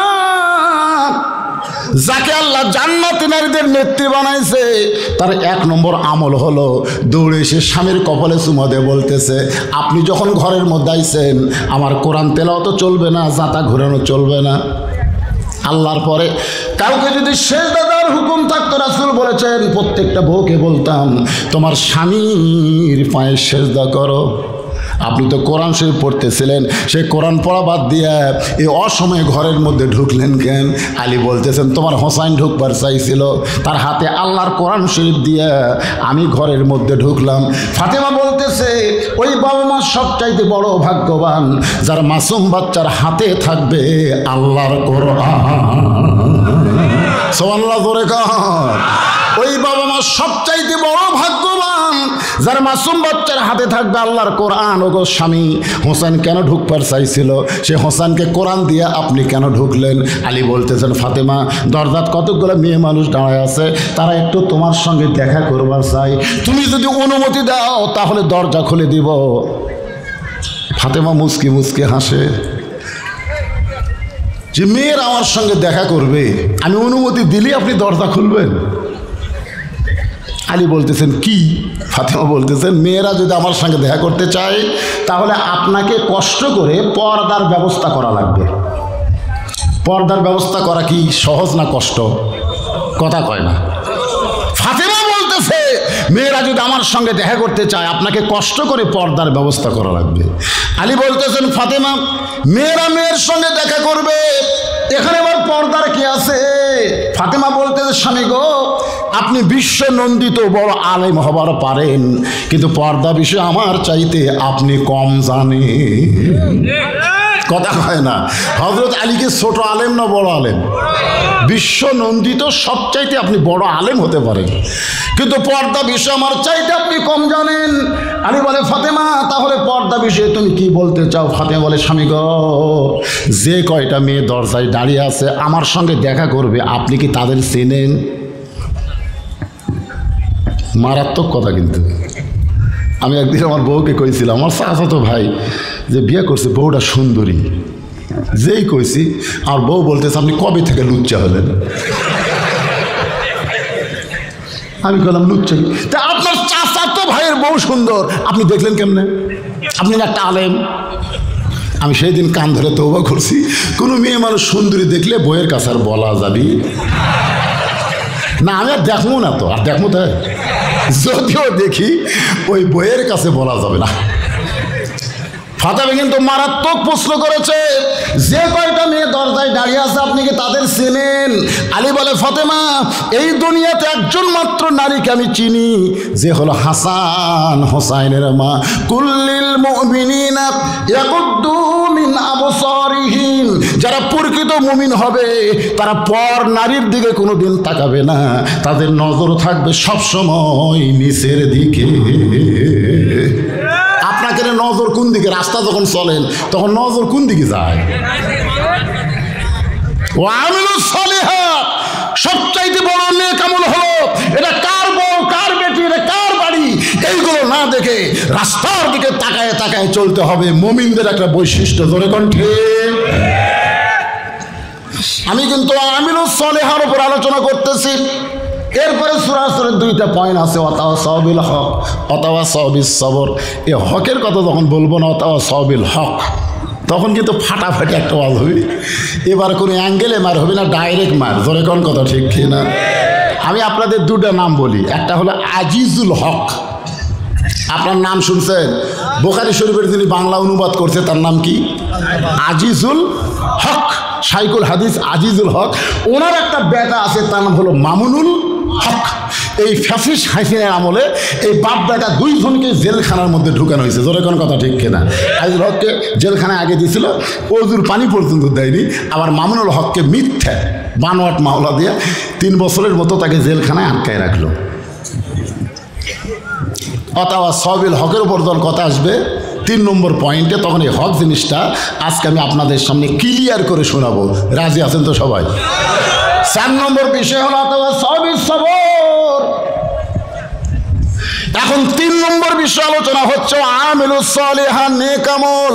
পুরুষের 1 নম্বর নেক আমলের নাম হলো নামাজ, আর নারীদের 1 নম্বর নেক আমলের নাম কি? সবাই একটু বলেন না ভাই, নাম কি? পর্দা। কে রে? এক মুরব্বী উঠলো, আর পাশাপাশি আর একজন যুবক উঠতেছে, আর এরা পাগলার লাগাল দাঁড়িয়ে আছে। না না না, ফাঁকা তো আছে আগে থেকে, দাঁড়িয়ে থাকা বোঝেন চান্সে আছে, যে কোনো সময় চলে যাবে, কিন্তু মাঝখানে বসে থাকা ওটা তো খুব কঠিন। আমি বহু মুসল্লিকে মসজিদে দেখছি ইচ্ছা করায় বারান্দার নামাজ পড়ে। আমি বললাম, কে রে ভাই, আজান দেওয়ার পরে আসছেন মসজিদের ভিতরে, সামনে কাতার যান? না হুজুর, ঠেলা পাসি। একদিন মাগরিব নামাজ সামনে কাতার পড়ে বার হওয়ার নিয়ত করে দেখি পিছন দিকে নিয়ত হয়ে গেছে। হায় হায় রে, আমি নামাজ 2 রাকাত সুন্নত পড়ে দেখি এরকে 1 রাকাতই হয় না। সেদিন তার তওবা করছি, আগে আসলো বারান্দা। এই যারা দাঁড়িয়ে আছে এরা হলো বারান্দা মার্কা। জোরেখন কি মার্কা? এরা মসজিদের মধ্যে বসবার চাবি না তো। আর যারা বসে আছেন আপনাদেরকে বলি, একটু ধৈর্য ধরেন। ওয়াতাওয়াসাউ বিস সবর, ইন্নাল্লাহা মা'আস সাবিরিন। ধৈর্যশীলদের সঙ্গে কে আছে? 15.5 বছর ধৈর্য ধরেছেন, তাহাজ্জুদের নামাজ পড়ে, আল্লাহর কাছে বিচার দিয়েছেন। আমার এলাকার একজন হুজুরকে আমি দেখি সবসময় বলে, আল্লাহ তোমার কাছে হাসিনার বিচার দিলাম, তোমার কাছে হাসিনার বিচার দিলাম। আমি বললাম, হুজুর হাসিনার বিচার আল্লাহর কাছে না দিয়া জজ কোর্টে যান, হাইকোর্টে যান, সুপ্রিম কোর্টে যান। হুজুর বলে, বর্তমান হাসিনা জজ কোর্ট, হাইকোর্ট, সুপ্রিম কোর্ট সব কোর্ট দখল করেছে, কিন্তু একটা কোর্ট এখনো দখল হয়নি, সেইটা হলো আমার আল্লাহর কোর্ট। আপনারা বলেন তো, ভাত পাক করে থুয়ে সেনাপতি, প্রধান সেনাপতিকে বলতেছে, আমাকে 45 মিনিট টাইম দাও, 45, 1 ঘন্টা টাইম দাও, আমাকে 1 ঘন্টা টাইম দাও, 2 ঘন্টা টাইম দাও। বলতেছে না, যে হারে পঙ্গপালের মতন আসতেছে। দুপুর পর্যন্ত আমরা মনে করছি ঢাকা ফাঁকা, কেউ নেই। জোহরের নামাজ পর্যন্ত বোঝা গেল ওই শহীদ মিনারে 50-60 জন চেঁচা করতেছে। আমি চিন্তা করলাম কি করি, মোবাইল নেটওয়ার্ক ঠিক মতো পায় না, টাওয়ার ঠিক মতো পায় না। এই শালা পলক কখনো দেই, কখনো না দেয়। হঠাৎ আমি ভিপিএন যোগ করে দেখি, ভাই 3টার সময় ঢাকা পা দেওয়ার কোনো জায়গা নেই। তখন আমার মনে হলো, তাইরান আবাবিল তারমিহিম বিহিজারাতিন মিন সিজ্জিল ফাজআলাহুম কাআসফিম মাকুল ইজা জা নাসরুল্লাহি ওয়াল ফাত। বিজয় কোনো মানুষের শক্তি নয়, বিজয় হলো আল্লাহর সাহায্য। জোরে কোন কথা ঠিক? দেখেন, স্বরাষ্ট্রমন্ত্রীর কাছে আইজি বলতেছে, স্যার কি বলবো, আপনি তো খালি বলেন গুলি কর গুলি কর গুলি কর, কিন্তু লাভ তো হচ্ছে না। পুলিশ গুলি করে, যা গুলি লাগে ওই সরে যায়, আর একজন ওই জায়গাতে দাঁড়ায়। এরা মরাকে আর ভয় করে না। এটা সেনাপতি বুঝবার পারছে, গুলি করেও যার কথা আটকানো যাচ্ছে না। যদি 5% হেলিকপ্টার রেডি আছে, পলান। 12 পদের আইটেম তৈরি করে খাওয়ার ভাগ্য হলো না ভাই। আল্লাহর ওলি বলেছে, একসময় বাংলার জনগণ গাছের গোড়ায় এমন ছাকুরি দিবে, দিল্লির মামুর বাড়িকে পড়বা। ধরে কোন কথা ঠিক? তুইজ্জু মান তাশা ওয়া তুযিল্লু মান তাশা বিয়াদিকাল খায়র ইন্নাকা আলা কুল্লি শাইইন কাদির। কি বুঝতেছেন? ক্ষমতার মালিককে। আরো জোরে বলেন, ক্ষমতার মালিককে। একটু মনোযোগ দিয়ে শুনবেন। আলী বলতেছেন, ফাতেমা একটা মাত্র মেয়ে ছাড়া দুনিয়ার অন্য কোনো মেয়েকে আমি চিনি না। সে মেয়েটা হলো হাসান হোসেনের মা, আমার বউ। সঙ্গে সঙ্গে ফাতেমা স্বামীর কপালে আর একটা চুমা খায়। আপনি যদি আপনার বউয়ের কাছে বলেন, ওগো তোমার মতো মেয়ে কেউ নাই, তুমি এত সুন্দরী কেন? বউ বলতেছে, আর কাকু দেখছেন? কাকে দেখবো, তুমি ছাড়া তো আমার দেখা জায়েজ নাই। আপনারা বলেন তো, বউ কি খারাপ হবে? আলী বলে, ফাতেমা একজন নারীর সঙ্গে দেখা করবে, পর্দার ব্যবস্থা কেন করা লাগবে? ফাতেমা বলে, স্বামী গো, যে কয়টা মেয়ে দরজায় দাঁড়িয়ে আছে তার মধ্যে সবাই যদি পর্দানিশী হয় আর একজন যদি বেপর্দা হয়, সব মেয়েরাই পর্দানিশী, কিন্তু একটা হলো বেপর্দা। বেপর্দা নারী যারা, শয়তানের যানবাহন তারা। আমি যেই বলবো বেপর্দা নারী যারা, আপনারা বলবেন শয়তানের যানবাহন তারা, বলতে পারবেন না? বেপর্দা নারী যারা, শয়তান যে আপনাদের এলাকাতে আসে পুরুষের মাধ্যমে কিন্তু আসে না, শয়তান আসে নারীর মাধ্যমে। নারী যদি বেপর্দা হয়, আল্লাহ যখন বললো ওয়ালা তাকরাবা হাদিস সাদারা ফাতাকুনা মিনাজ জালিমিন, ওই গাছের কাছে যাইও না, এই গাছের কাছে কি করো না, যাইও না। হাওয়া বেপর্দা হয়ে, হাওয়া কিন্তু বেপর্দা হয়ে গাছের দিকে তাকালো, তাকে কয় দেখি তো আর একটু সামনে যায়। যেই গাছে থেকে লাল টুকটুকা ফল, এত সুন্দর ফল রে, আর সে গাছের কাছে যাওয়া আল্লাহ নিষেধ করলো। ইতিমধ্যে শয়তান মোসত্তাও ছিল, আমি তো আদমের কাছে জীবনে যাবার পারবো না, তোক যখন পাইছি আদম অখার আমি ছাড়তেছি না, ওকে আমি সেজদা না দিয়ে শয়তান হনরে। বেপর্দা নারী যারা শয়তানকে দাওয়াত করে তারা, বেপর্দা নারী যারা শয়তানের যানবাহন তারা। সমাজের মধ্যে একটা যদি বেপর্দা নারী থাকে, এই গোটা সমাজের যুবক নষ্ট হয়ে যাবে। আপনার বলেন তো, পরিমণি কি বেশি? আপনার মুরব্বীরা বুঝবেন না বাবা। এটা হুর পরি লয় রে, এটা পরিমণি। একটা পরিমণি লক্ষ লক্ষ যুবকের চরিত্র নষ্ট করেছে।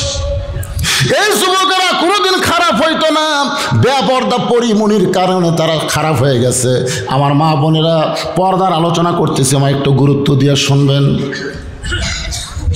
একটা মেয়ে যদি বেপর্দা হয় আর সেই মেয়ের সাথে আমি ফাতেমা সরাসরি যদি কথাবার্তা বলি, তাহলে মেয়েটা আমার চোখের চেহারা, মুখের চেহারা, আমার গায়ের রং পরপুরুষের কাছে বলতে পারে। একটা পরপুরুষকে গিয়ে যদি বলে ফাতেমার চোখের সাইজ এরকম, ফাতেমার মুখের সাইজ এরকম, তাহলে বলো গো স্বামী, পর্দার মধ্যে থাইক আমার লাভটা কি? বরং আমি ফাতেমা মেয়েদের সঙ্গে দেখা করতে গেলেও পর্দার ব্যবস্থা করতে হবে। এমন মেয়ে ফাতেমা গভীর রাত্রে মৃত্যুবরণ করেছে। তাকে হযরত আলী কবর দেওয়ার পরে আল্লাহকে বলতেছে, আল্লাহ পর্দানিশী ফাতেমার কবরটাকে তুমি কবুল করে নাও। দোয়া করার সঙ্গে সঙ্গে থেকে সামনে কয়েকটা পুরাতন কবর দেখা যায়। এইমাত্র ফাতেমার কবর দিল, সেই নতুন কবর নাই। গোটা জান্নাতুল বাকি হযরত আলী দৌড়ায় বলে ফাতেমার কবর, এখনই কবর দেওয়া হলো, সে কবরটা গেল কোন জায়গায়? কে যেন ডাকতে বলে, আলী রে, ফাতেমা আমার পর্দানিশী, আমি আল্লাহ জহুরা ডিগ্রি দিয়া ফাতেমার কবরটাকে কিয়ামত পর্যন্ত পর্দা করে দিয়েছি। তাহলে পুরুষের 1 নম্বর আমল কি? আরো জোরে কম কি? আর মেয়েদের 1 নম্বর আমল কি? ওয়াআমিলুস সলিহাতি ওয়া তাওয়াসাউ বিল হক। ঈমানের ওয়াজ করছি, আমলের ওয়াজ করছি, এখন হকের উপর ওয়াজ হবে। শুনবেন না? হাজার হাজার মানুষ মসজিদের ভিতরে নামাজ পড়তেছে একজন ইমামের নেতৃত্বে। হাজার হাজার মানুষ মসজিদের ভিতরে নামাজ পড়তেছে একজন ইমামের নেতৃত্বে। নেতা কয়জন? আরো জোরে কন, একজন। আপনারা বলেন তো, ইমামের আগে কেউ নিয়ত বানছে? ইমামের আগে কেউ রুকুত গেছে? ইমামের আগে কেউ সেজদাত গেছে? ইমাম সেজদা থেকে মাথা তুললে মুসল্লি ভাবতেছে 2 সেজদা 1 সেজদা বানাবো, এরকম দেখছেন? হাজার হাজার মানুষ মসজিদের মধ্যে নামাজ পড়তেছে একজন ইমামের নেতৃত্বে। সেই ইমামের নাম হলো ফজল ইবনে আব্বাস। নামটা খেয়াল রাখবেন, ইমামের নাম হলো ফজল ইবনে আব্বাস। নাম কি? হ্যাঁ, খেয়াল করবেন। আমাদের ইমাম হলো আবু হানিফা রহমতুল্লাহ আলাইহি। আছে না নাই? ইমাম আজম আবু হানিফা রহমতুল্লাহ আলাইহি। আর বাংলাদেশের কোরআনের পাখি হলো আল্লামা সাইদি রহমতুল্লাহ আলাইহি।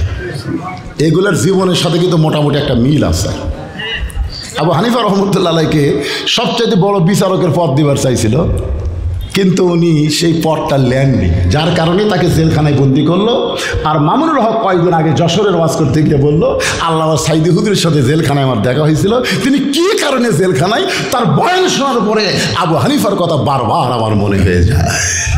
কোরআনের পাখিকে লোভনীয় বহু প্রস্তাব দেওয়া হয়েছিল, কিন্তু তিনি ইসলামকে বিক্রি করে নাই, ইমানকে বিক্রি করে নাই, যার কারণে ফাঁসির সরকার বিনা অপরাধে তাকে 13 বছর জেলখানায় বন্দি রাখছে। ধরে কোন কথা ঠিক না?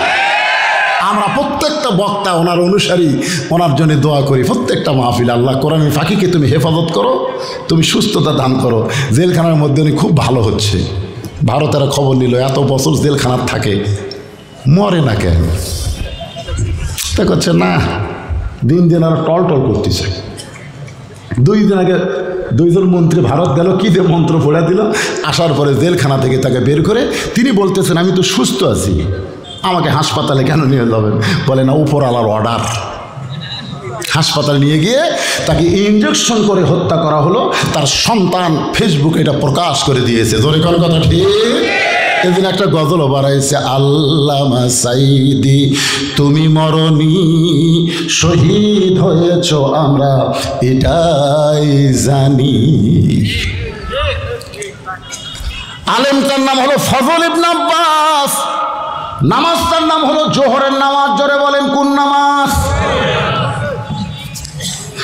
ইমাম যখন নামাজ পড়াইতেছেন, হাজার হাজার মানুষ যখন নামাজ পড়তেছে, এমন সময় বাহির থেকে এক পাগলা বলতেছে, ইমাম মসজিদে নাই রে, ইমাম মসজিদে নাই। ওয়াতাওয়াসাউ বিল হক। আমি কিন্তু হকের উপর ওয়াজ করতেছি, একটু মনোযোগ দিয়ে শুনবেন। চিন্তা করতেছে, হুজুর কি দিয়ে কি বুঝাবেন? একটা পাগলা বলছে ইমাম মসজিদে নাই রে, ইমাম মসজিদে নাই। সমস্ত মুসল্লি হাত এরকম বাঁধা অবস্থায় চোখ টিরা করে দেখছে। আপনারা বলেন তো, পাগলা কি ভিতরে না বাইরে? আর মুসল্লিরা বাহিরে না ভিতরে? তাহলে বাহিরের একটা পাগলা বলতেছে ইমাম মসজিদে নাই, তোমার চোখ টেরা করে দেখতেছো কেন?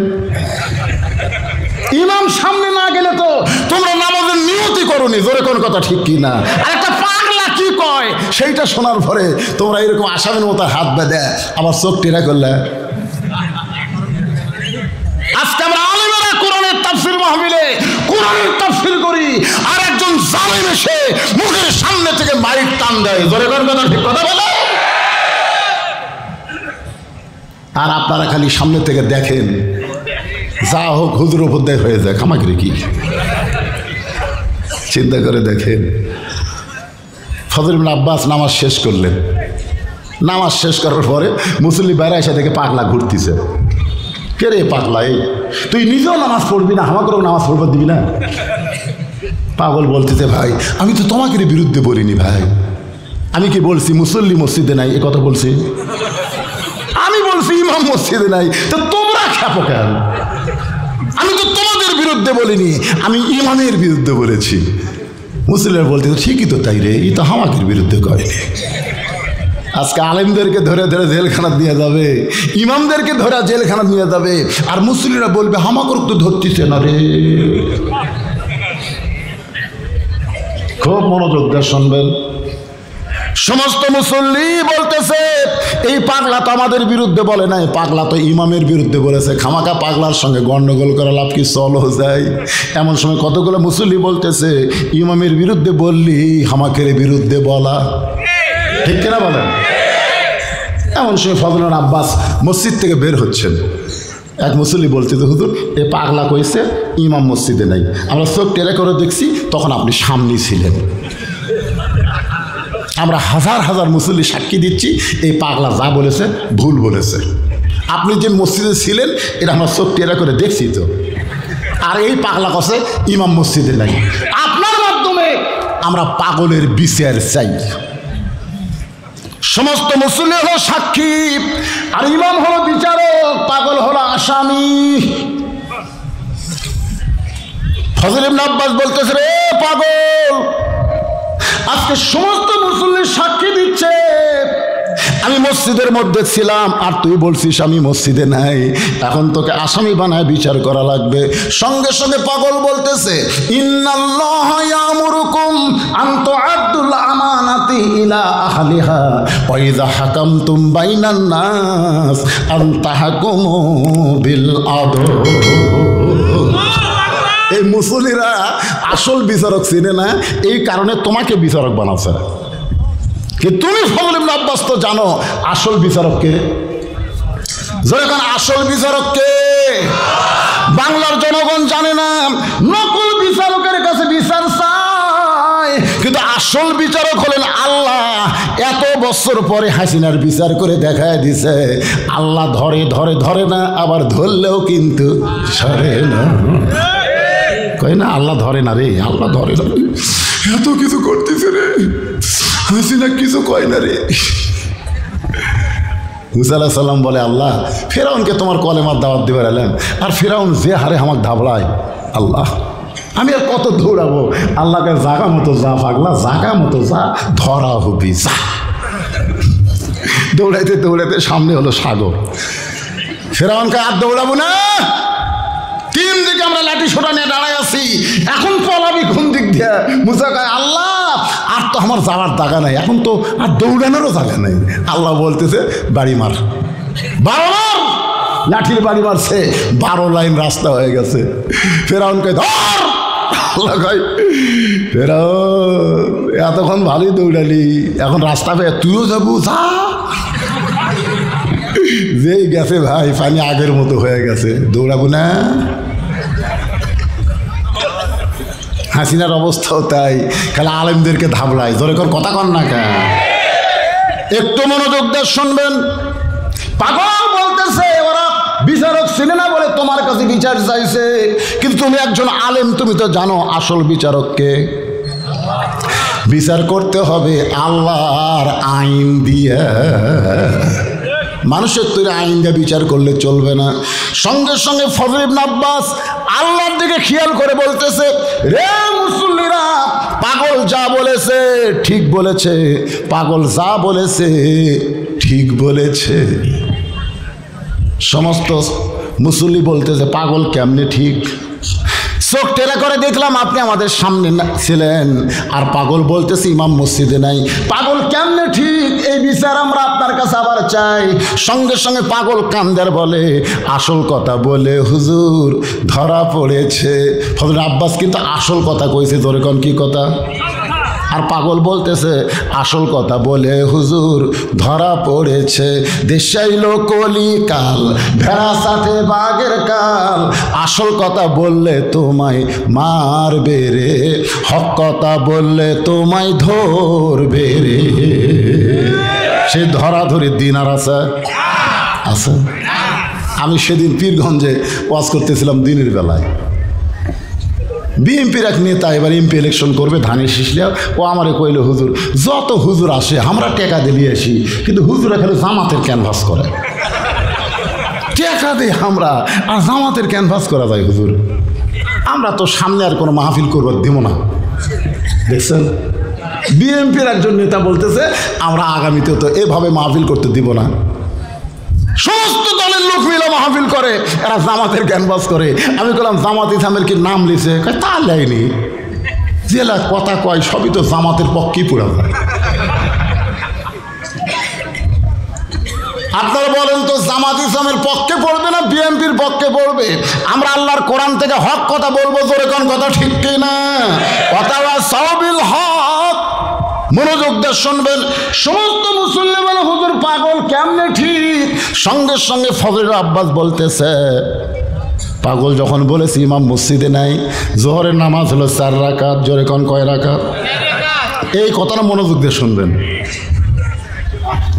মনের ঘরে তালা দিয়া চাবি নিয়া আছেন সাই, আমি অধম সাধ্য কি তার হুকুম ছাড়া বাইরে যাই, হুকুম ছাড়া বাইরে যাই। গানটা বুঝতে পারলেন? না পারলেন কথাটা মনোযোগ দিয়ে শুনবেন। জোহরের ফরজ নামাজ কয় রাকাত? আরো জোরে। ফজল ইবনে আব্বাস বলতেছে 1 রাকাত নামাজ আমি ছিলাম, 2 রাকাত নামাজে আমি ছিলাম, কিন্তু 3 রাকাত নামাজে আমার ভিতরে আমি ছিলাম না। ওই পাগল যখন বলেছে ইমাম নাই রে, ইমাম মসজিদে নাই, আমি আবার নামাজে ফিরে এসে আমি 3 রাকাত এবং 4 রাকাত নামাজ পড়া। এখন যদি বর্তমান বাংলাদেশের মুসলমানের চাল চরিত্র দেখার পরে বলি উদখুলু ফিস-সিলমি কাফা, আল্লাহ বলেছেন পুরাপুরি ইসলামের মধ্যে প্রবেশ করো, কিন্তু বর্তমান বাংলাদেশের মুসলমান পুরাপুরি ইসলামের ভিতরে। তাহলে আমি কি বলবো? মুসলমান ইসলামে নাই রে, ইসলামে। ও যে ঈশ্বরদের চাষটলে একজন হানফান করে দৌড়ে এসে গল্প করতেছে ইসলামও নাই শান্তিও নাই, ইসলামও নাই শান্তিও নেই। তা আমি কাছে গিয়ে বললাম ভাইজান ঠিকই বলছেন, ইসলাম না থাকলে শান্তি থাকবে না। বলে না হুজুর এটা সেই ইসলাম না। আমি বললাম এটা কোন ইসলাম? বলে আমরা মুসলমান, আমাকে ইসলাম ওই উত্তরপাড়া হিন্দুকে শান্তি গিলে বের হয়ে গেছে। এখন মুসলমানেরা খুঁজতেছে ইসলাম নাই, হিন্দুরা খুঁজতেছে শান্তি নাই। হিন্দুরা খুঁজতে খুঁজতে মুসলমান পাড়া যাচ্ছে, মুসলমান খুঁজতে খুঁজতে হিন্দু পাড়াত গেছে। ইসলাম ইসলাম নাই, হিন্দুরা বলে শান্তি শান্তি নাই, ইসলামও নাই শান্তিও নাই। হিন্দু আর মুসলমান একত্রে বলতে থেকে রে ইসলাম শান্তি কোথায় গেল? তখন এক যুবক বলতেছে 14ই ফেব্রুয়ারি ভ্যালেন্টাইন ডে, ইসলাম আর শান্তি ভালোবাসা দিবসে উধাও হয়ে গেছে। এখন যদি বলি বাংলাদেশে ইসলাম আছে কিন্তু মুসলমান নাই, খুব খেয়াল করবেন। পুরাপুরি যদি ইসলামের মধ্যে না ঢোকেন তাহলে মুসলমান কেমনে হবেন? আল্লাহ হক কথা বলেছেন, ইয়া আইয়ুহাল্লাযীনা আমানুত্তাকুল্লাহা হাক্কা তুকাতিহি ওয়া লা তামুতুন্না ইল্লা ওয়া আনতুম মুসলিমুন। আতাসাবিল হকের উপর আমি কথা বলতেছি, আপনাকে বুঝতে কোনো সমস্যা হচ্ছে? হক পথে চলতে গেলে, হক পথে থাকতে গেলে নানা রকম বিপদ আপদ মুসিবত আসবে। দরকার হলে আবু সাইদের মতন বাতিলের সামনে হককে প্রসারিত করে জীবন দেওয়া লাগবে। ধরে কোন কথা ঠিক কিনা? আপনারা বলেন তো, আবু সাইদ মরার পরে ওর বাপ মায়ের খবর কি? ওর একটা ভাই ছিল, তার চাকরি হয়ে গেছে। দুটা বোন ছিল, তারও চাকরি ওই কারমাইকেল কলেজে হয়ে গেছে। আবু সাইদ বলতেছে, আবু সাইদ যখন জীবিত ছিল ওর বাপ বলতেছে, আমার আবু সাইদকে পাড়ার মানুষই খুব একটা চিনত না। কারমাইকেল কলেজে গিয়ে জানা গেল আবু সাইদ শান্তশিষ্ট একটা ছাত্র ছিল। সে গোপনে গোপনে ইসলামী ছাত্র শিবিরের সাথী ছিল। ধরে কোন সুবহানাল্লাহ। কিন্তু জীবন দেওয়ার পরে শুধু গোটা বাংলাদেশ নয়, ডক্টর ইউনূস ওই জাতির সঙ্গে গিয়ে ভাষণ দেওয়ার সময় দুই হাত প্রসারিত করে আবু সাইদের জীবন দেওয়া দেখাইছে। ধরে কোন কথা ঠিক কিনা? জোরে বলেন, ঠিক কথা বলেন। ঘড়ি আমার কাছে আছে, সময় মতো অবশ্য আমি কথা সংক্ষিপ্ত করে ফেলবো ভাইজান। ওটা বসা করলে সূরা আসরের তাফসীর শোনা থেকে আপনারা বঞ্চিত হয়ে যাবেন। অথবা সাবিল হক, হক জিনিসটা বোঝা লাগবে। কুল জাল হাক্ক ও জাহাকাল বাতিল ইন্নাল বাতিলা কানা জাহুকা। আপনারা বলেন তো, মামুনুল হককে যখন জেলখানা নিয়ে যাচ্ছিল, আপনারা দেখছেন? জেলখানা থেকে যখন আদালতে নিয়ে যাচ্ছে, দেখেননি? খবরে দেখেননি? সাইড থেকে মানুষের কি বলতে, আসসালামু আলাইকুম হুজুর, টেনশন করবেন না হুজুর, আল্লাহ আপনাকে মুক্ত করে দিবে। বলেনি? বলেনি? যেরকম বলেনি, বলেছে হুজুর আসসালামু আলাইকুম। মামুনুল হকের সাথে একটু হাত লাগাবার চাই, কিন্তু হাতের দিকে তাকিয়ে দেখেছে হ্যান্ডকাপ মারছে ভাই। আর এখন শালা করে যখন কোটত লিয়া যায়, এই ম্যানকে যা মারিছে ভাইজান, পরে হাত দেয় দেখে ওর একটা বিসি নেই। আর এই হাসানার যা মারিছে, ওরা দেখলে তো বলে এতগুলো হাজার হাজার পুলিশের মধ্যে ওই দৌড়ে যায় কীভাবে লাগতে পারলো রে, একটা ছক্কা মারা দিছে। ধরে কোন কথা ঠিক। আর এই যে একটা যে কয়টা গ্লে গেছে খালি ডিম মারে জুতা মারে, ডিম মারে জুতা মারে। আর আলেমদেরকে যখন জেলখানে নিয়ে গেছে একটা ডিম মারা দেখছেন? যে কয়টা যুদ্ধ অপরাধী জেলত নিয়ে গেছে, কোর্টে যখন নিয়ে যায় কোনো ডিম মারা দেখছেন? এখান থেকে প্রমাণ হলো হক কথা। বাংলার মুসলমানরা আলেমদেরকে ভালোবাসে, জালেমদেরকে ঘৃণা করে। ধরে কোন কথা ঠিক কিনা? অথবা সাহাবীর সবর। সূরা আসরের 4 নম্বর বিষয় হলো ধৈর্য ধারণের শিক্ষা দেওয়া লাগবে। বিপদ আপদ মুসিবত যখন আসবে, আল্লাহ কোরআনে বলেছেন, ওয়ালা নাবলুওয়ান্নাকুম বিশাইইন মিনাল খাউফি ওয়াল জুই ওয়া নাকসিম মিনাল আমওয়ালি ওয়াল আনফুসি ওয়াস সামারাতি ওয়া বাশশিরিস সাবিরিন। কি মোনাজাত করে দেবো? কেউ ওঠা বসে করে কেন? আচ্ছা, যে মেয়ের কোনোদিন বাচ্চা হয়নি, বিয়ার পরে প্রথম বাচ্চা হবে, ওই বাচ্চা হওয়ার খবর জানে? হয়তো খালি ধান্দা করছে আমার পায়ের তলে সন্তানের জান্নাত, মা হলে আমার পায়ের তলে সন্তানের জান্নাত। কে মা হওয়ার ঠেলা জানিস?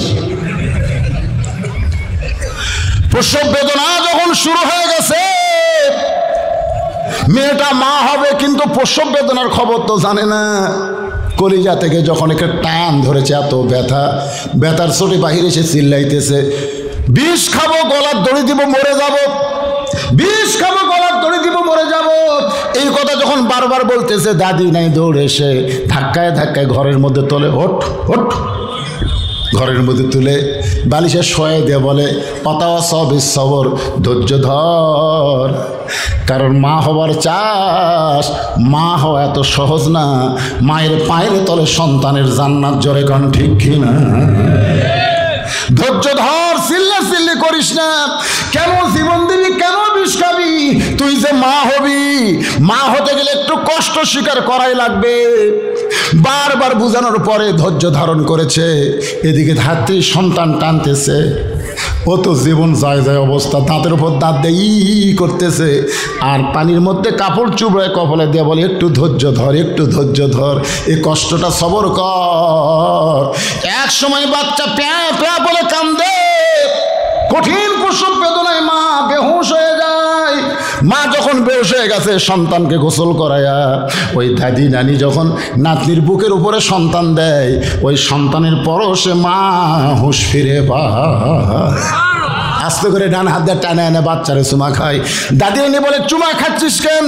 ওরে ফাইলা দে লাত্তি মার, এরই জন্যই তো গলা দড়ি দিবার চাইলি, বিষ খাবার চাইলি, একে ওরা আদর করতেছিস কেন?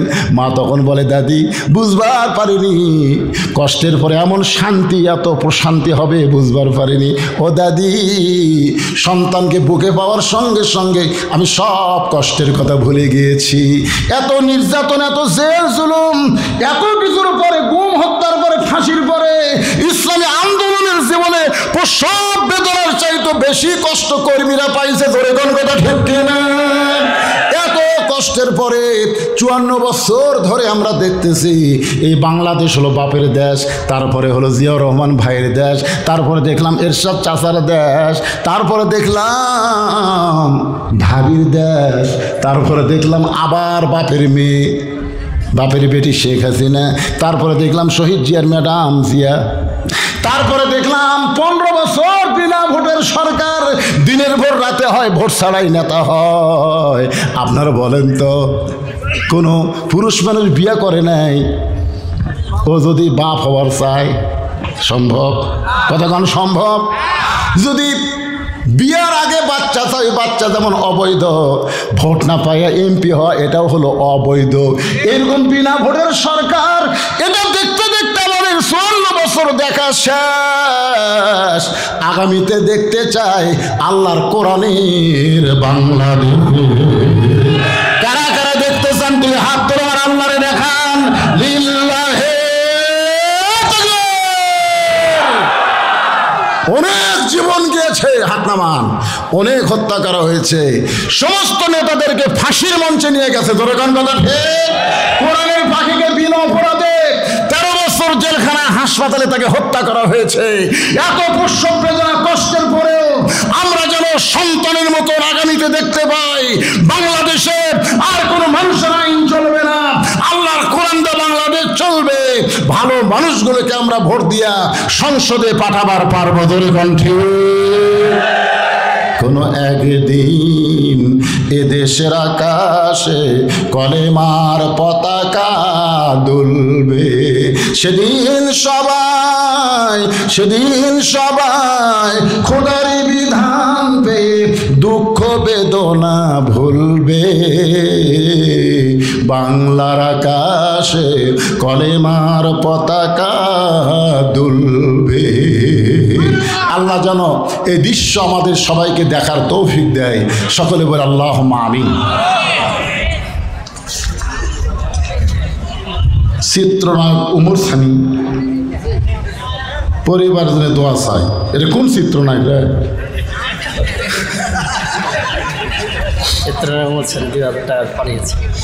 এই এলাকার বাড়ি নাকি? না না, চিত্রনায়ক। চিত্রনায়ক উমর সানি কি জন্য টাকা দিল? আচ্ছা ঠিক আছে। ওই মৌসুমীর স্বামী চিত্রনায়ক উমর সানি 2000 টাকা নগদে দান করছে। আমরা দোয়া করি আল্লাহুম্মা ইহদিনাস সিরাতাল মুস্তাকিম। জি, টাকাটা আসলো কিভাবে? এখন টাকা আসার কোনো বহু মাধ্যম আছে, বিকাশ আইছে। চিত্রনায়ক উমর সানি আজকের এই কোরআনের মাহফিলে 2000 টাকা দান করছে। আর আবার ওটা আমরা হেডলাইন করবি, হেডলাইন কর। সবাই ইস্তেগফার বলে, আস্তাগফিরুল্লাহ। এই দোয়াটা করে দেন, বসেন, সবাই বসেন। আস্তাগফিরুল্লাহ আল্লাযী লা ইলাহা ইল্লা হুয়াল হাইয়ুল কাইয়্যুম আতুবু ইলাইহি। ভাই দোয়া করে দিলাম। আল্লাহুম্মা আমিন। আল্লাহুম্মা আনতাস সালাম ওয়া মিনকাস সালাম তাবারাকতা ইয়া যাল জালালি ওয়াল ইকরাম। আয় আল্লাহ তাআলা, তোমার বান্দারা কঠিন গরমের মধ্যে ঘন্টার পর ঘন্টা বসে আজকে 3 দিনব্যাপী তাফসীরুল কোরআন মাহফিলের প্রথম রজনীতে আখিরি মোনাজাত আমি গুনাহগারের সঙ্গে রহমতের দরজায় ফকির হয়ে দোকানে হাত তুলেছি। আল্লাহ মেহেরবানি করে আজকের মাহফিল আমাদের সকলের হিদায়াতের জন্য, নাজাতের জন্য, জান্নাতের জন্য কবুল করো। এই মাহফিলের শুরু থেকে শেষ পর্যন্ত যত আলোচনা হয়েছে আল্লাহ, এর মধ্যে যদি ত্রুটি হয়, ভুল হয়, মাফ করে এর যে হাদিয়া মঞ্জুর করো। সোনার মদিনায় নবী পাকের রওজা মোবারকে আল্লাহ কবুল করে নাও।